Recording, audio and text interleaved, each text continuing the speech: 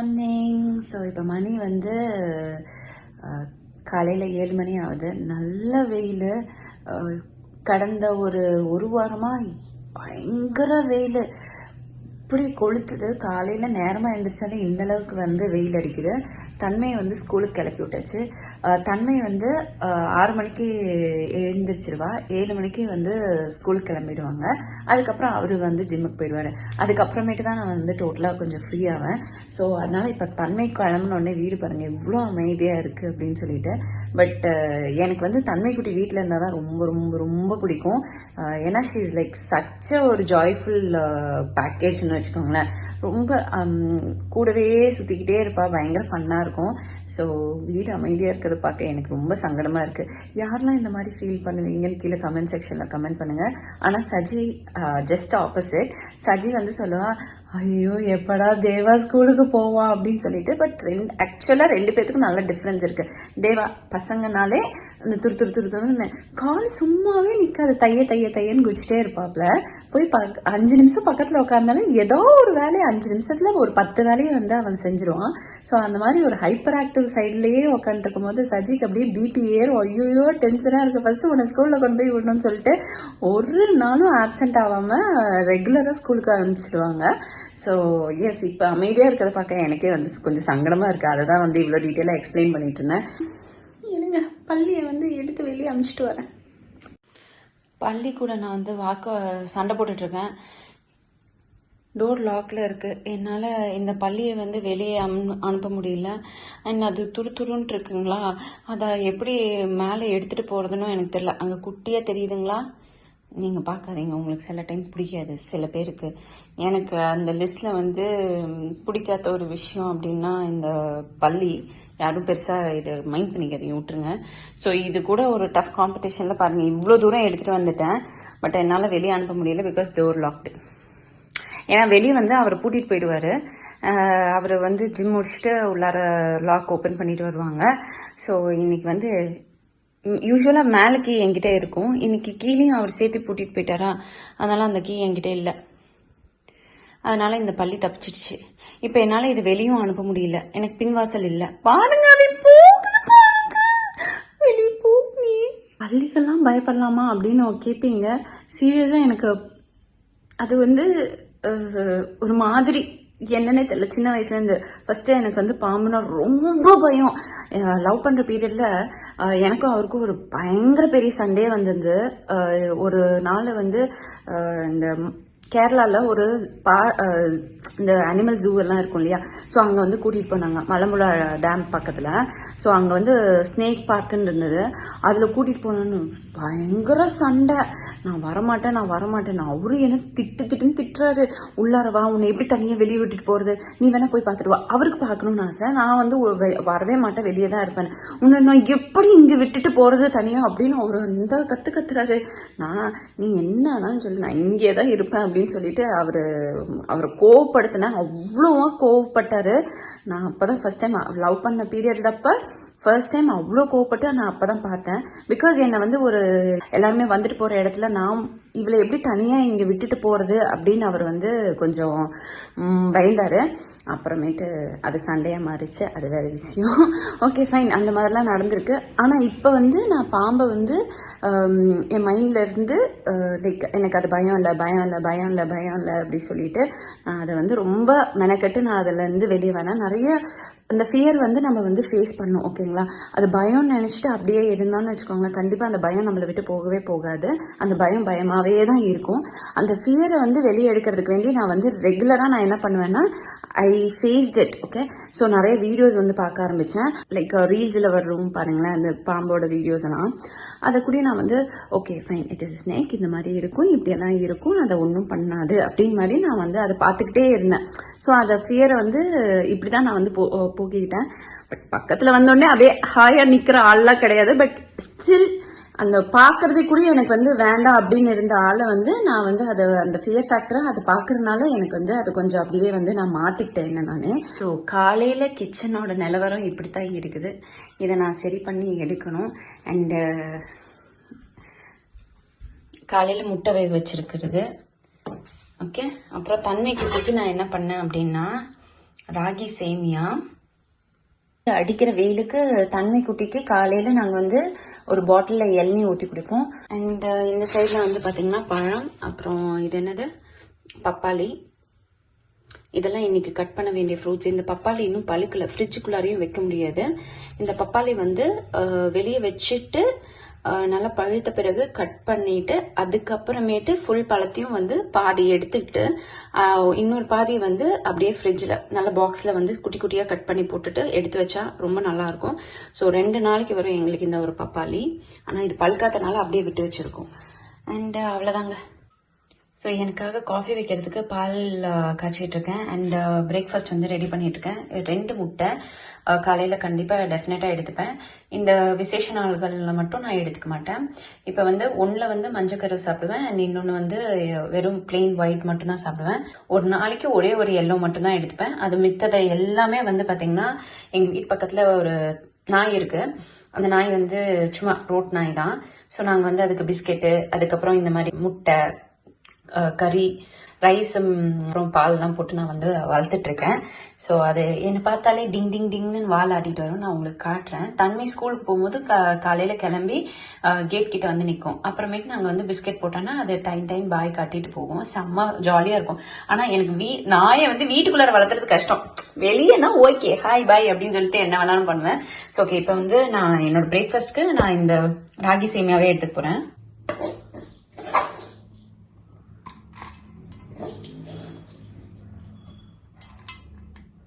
Okay, 2 இது வந்து அப்புறமேட்டு வச்சுக்கலாம். ஏன்னா அவர் சாப்பிட்டதும் வந்து இதுல போடணும். அதனால இதை வச்சுட்டு அப்புறம் மொத்தமா வந்து போட்டுக்கலாம் அப்படின்னு சொல்லிட்டு.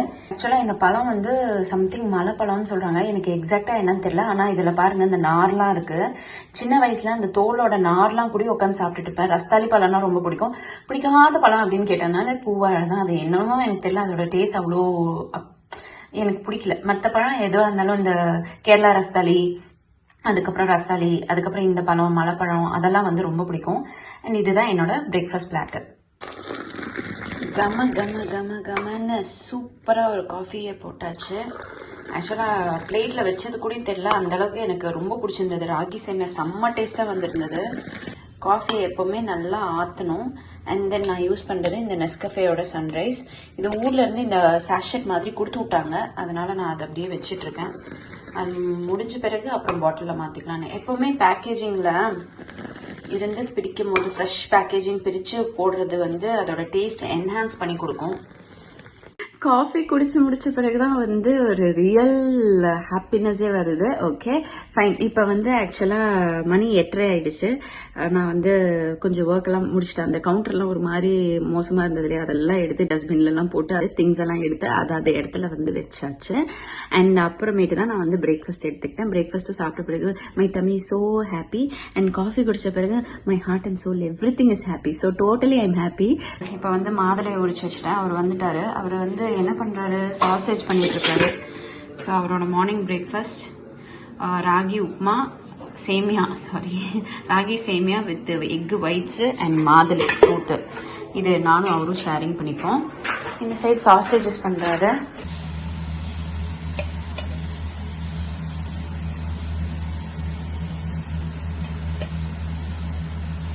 Chicken breakfast sausages. இது வந்து ஃப்ரம் த பிராண்ட் வெங்கீஸ்ன்னு நினைக்கிறேன். சிக்கன் இன் மினிட்ஸ். சாசேஜஸ் ரொம்ப நல்லா இருக்கும். தனியா வாங்கினான்னு வச்சுக்கோங்களேன். எதுல ஃபாஸ்ட் ஹவுஸ்ல தானே வரும். ஃபாஸ்ட் ஹவுஸ்ல எவ்வளோ 200 சம்திங் வரும். நம்ம இது வந்து ஒரு பேக் வந்து பாத்தீங்கன்னா இதே தான் அவங்க செஞ்சு கொடுக்குறாங்க. 265 ரூபாய்க்கு 500 கிராம் வரும். ஸோ ராஜோட பிரேக்ஃபாஸ்ட் மாதுளை, முட்டை, ராகி சேமியா, சிக்கன் சாசேஜ், அதுக்கப்புறம் இளநீர். ஸோ இப்போ பிரியாணி பண்ண போகிறோம். அதாவது சோயா பிரியாணி பண்ண போகிறோம். அதுக்கு எல்லா திங்ஸும் வந்து கட் பண்ணி எடுத்து வச்சாச்சு. இந்த சைடு வந்து குக்கர் வந்து காஞ்சிட்ருக்கு. காஞ்ச பிறகு எண்ணெய் நெய்யெல்லாம் வந்து ஊற்றிடலாம். 4 வெங்காயம்,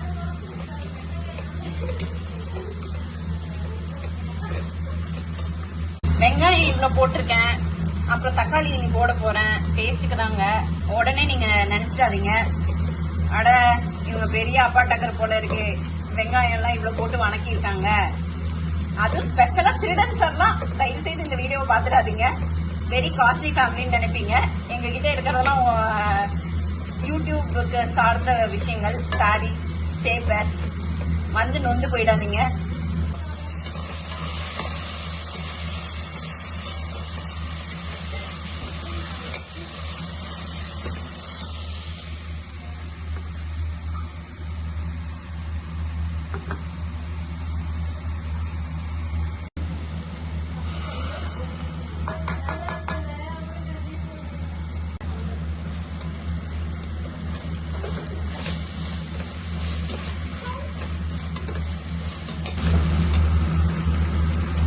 பிரியாணி தூள், மஞ்சள் தூள், அதுக்கப்புறமேட்டு மிளகாத்தூள், காஷ்மீரி ரெட் சில்லி தூள், அப்புறம் கொஞ்சம் தயிர்,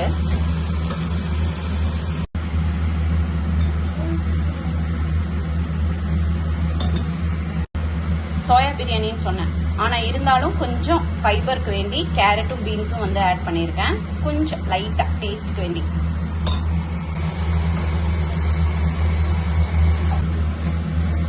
பிரியாணி மணக்குதாமா? இன்னும் பிரியாணியே ரெடி ஆகலமா?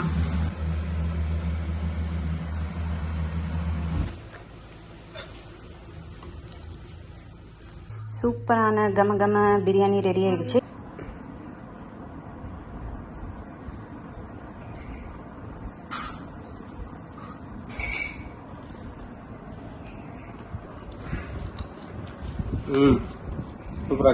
நல்லாக்கா? சூப்பர்.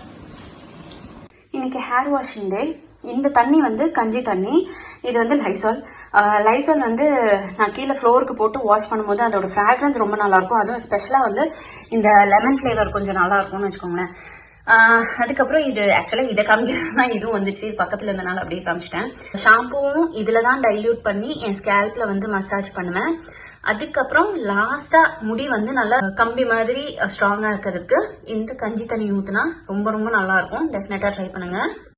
டேய் சுஜு, முடி கட் பண்ண நல்ல காமி. காதோரமா 2 வால் மாதிரி வரதான் உட்காந்து இவ்வளவு நேரம் வெட்டிட்டு இருந்தியா? இதெல்லாம் நைட் ஃபுல்லா வச்சு வெட்டிட்டு இருந்தியான்ற மாதிரி இருக்குடி. இல்லடி, ஆக்சுவலி வந்து பார்த்தோன்னா இது கட் பண்றதாண்டி பெரிய வேலையே. அந்த பேங்க்ஸ் மாதிரி கட் பண்றதான். ஆமா, ஆனா என்னோட முடிக்கு வந்து கர்லி டெக்ஸ்சர் வந்து காமிக்கிறதுக்கு வரல. பல வருஷங்களாமா? சரி, அந்த 2 சுட்டி எடுத்து காமி. நான் இவ்வளோ நேரம் வச்சு ஆக்சுவலாக இது வந்து ஷார்ட்ஸாக வரும் ஃப்ரெண்ட்ஸ். அதில் பார்த்தீங்கன்னா வெட்டின முடி இவ்வளோ வெட்டியிருக்கா. அதை வந்து ரப்பர் பேண்ட் போட்டு நான் அழகாக செக்யூர் பண்ணி வச்சுருக்கேன். ஏன்னா இதை நான் பாக்ஸில் போட்டு வீட்டுக்கு எடுத்துகிட்டு போய் மாட்டி விட்டாதான் எனக்கு இன்னைக்கு நைட்டு நல்லா தூக்கம் வரும் ஃப்ரெண்ட்ஸ்.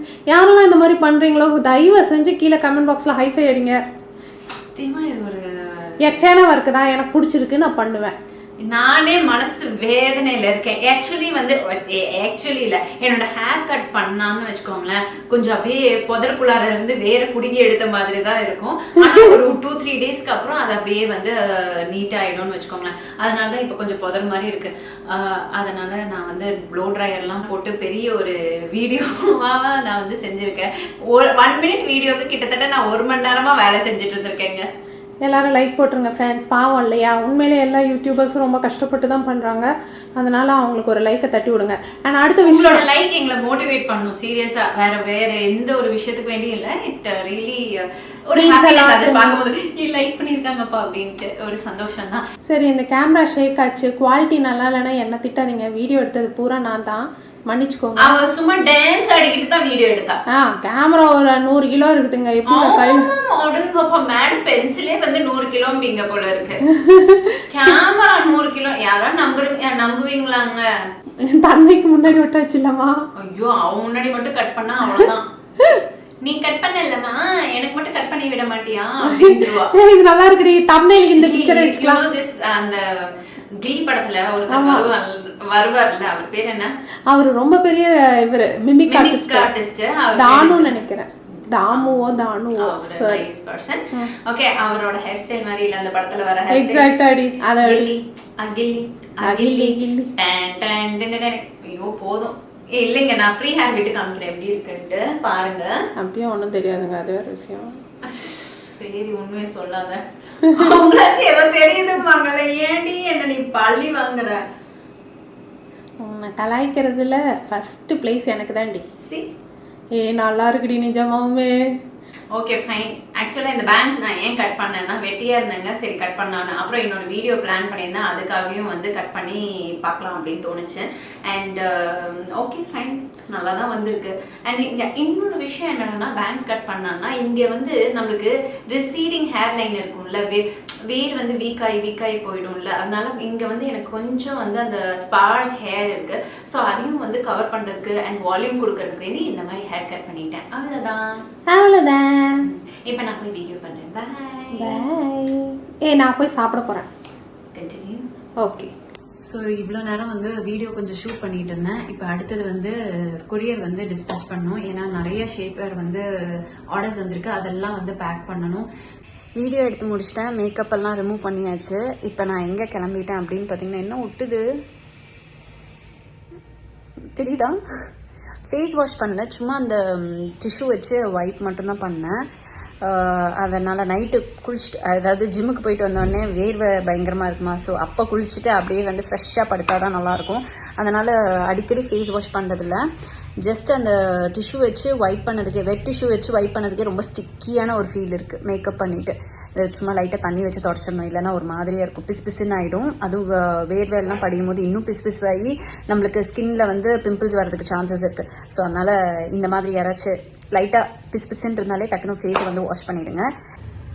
ஓகே, அங்கே ஜிம் போயிட்டு முடிஞ்சால் நான் வீடியோ எடுக்கிறேன், இல்லைனா அப்படியே நான் ஒர்க் அவுட் பண்ணிட்டு வந்த பிறகு நான் நைட் என்ன பண்ணுறேன்னு உங்களுக்கு வந்து காமிக்கிறேன். பை. ஃபைனலி ஒர்க் எல்லாம் முடிச்சிட்டேன் அண்ட் ஒர்க் அவுட்டும் முடிச்சுட்டு வந்தாச்சு. வந்துட்டு தன்மைக்கு கொஞ்சம் ஒர்க், அதாவது ஸ்கூலில் வந்து ரைட்டிங் ஒர்க் இருந்தது ஹிந்தி, அதையும் வந்து சொல்லி கொடுத்து முடிச்சுட்டு அதுக்கப்புறம் நல்லா சாப்பிட்டாச்சு. சாப்பிட்றது வந்து ஜஸ்ட் பீட்ரூட் பொரியல் வித் மாதுளை. சத்தியமா எனக்கு வந்து விளாக் எடுக்கிறதே மறந்துட்டேன், அதனால வந்து நைட் டின்னர் வந்து ஃபுல்லா முடிச்சாச்சு. அதுக்கப்புறம் யோசிச்ச பிறகு ஐயோ நம்ம காமிக்கலையே, ஓகே பரவாயில்ல வாயில சொல்லிக்கலாம் அப்படின்னு சொல்லிட்டு ஆக மொத்தம் டின்னரை வந்து க்ளோஸ் பண்ணியாச்சு. அப்புறம் வந்து குளிச்சுட்டு ரெஃப்ரெஷ் ஆன பிறகு அப்படியே வந்து உட்காந்து நைட்டு ஒரு சில வீடியோஸ்க்கெல்லாம் பிளான் பண்ண வேண்டியது இருக்கு. அப்புறம் நிறைய பேர் வந்து கிளாஸஸ் வந்து கேட்டிருந்தீங்க, ஸோ அதை பற்றியெல்லாம் பிளான் பண்ணிட்டு இருக்கேன். அண்ட் தென் மோர் ஓவர் இன்னொன்று வந்து பிரைட்ஸ் ட்ரையல் மேக்கப்லாம் வரேன்னு சொல்லியிருந்தாங்க. ஸோ அதையும் வந்து எல்லாத்தையும் வந்து எப்பப்போ அப்படின்னு சொல்லிட்டு ஃபாலோ அப்லாம் பண்ணி அவங்களுக்கு மெசேஜ் பண்ணிட்டு இருக்கேன்.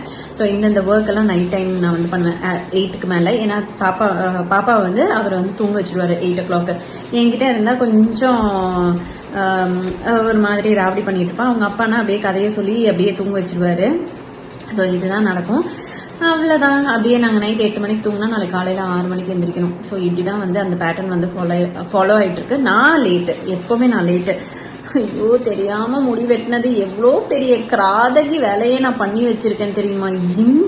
To irritating to the core. And monsoon அப்பா எவ்வளோ ஹேர் கொட்டுது தெரியுமா எனக்கு.